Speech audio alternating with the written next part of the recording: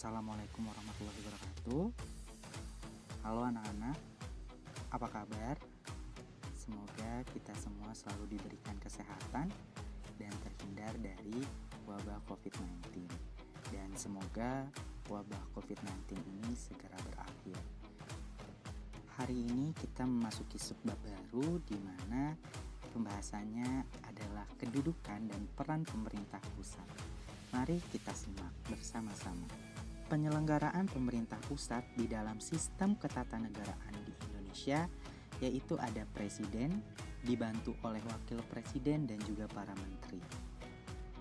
Dalam pelaksanaan otonomi daerah, kebijakan yang dilakukan dalam menyelenggarakan pemerintahan digunakan asas desentralisasi, asas dekonsentrasi, dan tugas pembantuan. Yang pertama adalah asas desentralisasi. Asas desentralisasi mengacu pada prinsip dasar penyelenggaraan pemerintahan daerah berdasarkan otonomi daerah. Lalu ada asas dekonsentrasi. Asas dekonsentrasi yaitu pelimpahan sebagian urusan pemerintahan kepada daerah otonom sebagai wakil pemerintah atau perangkat pusat di daerah dalam kerangka negara kesatuan. Lalu selanjutnya ada tugas pembantuan.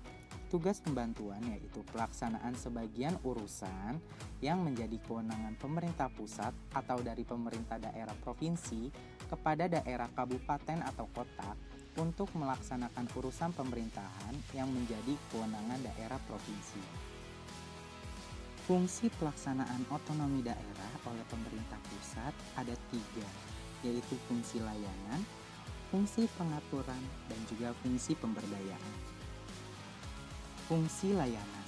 Fungsi layanan dilakukan dalam rangka memenuhi kebutuhan masyarakat dengan cara tidak diskriminatif, tidak memberatkan, serta dengan kualitas yang sama. Lalu ada fungsi pengaturan. Fungsi pengaturan memberikan penekanan bahwa aturan tidak hanya diberikan kepada rakyat, tetapi juga pemerintah. Artinya, dalam membuat kebijakan lebih dinamis yang mengatur kehidupan masyarakat dan meminimalkan intervensi negara dalam kehidupan masyarakat. Lalu ada fungsi pemberdayaan.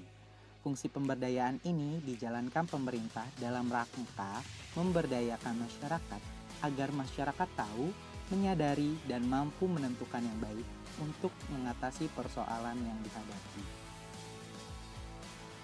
Urusan pemerintah pusat yang absolut yaitu ada politik luar negeri, pertahanan, keamanan, agama, peradilan, moneter, dan juga fiskal. Tujuan umum diberikan kewenangan dalam pelaksanaan otonomi daerah. Yang pertama, meningkatkan kesejahteraan rakyat. Yang kedua, memperhatikan pemerataan dan keadilan. Yang ketiga, menciptakan demokratisasi.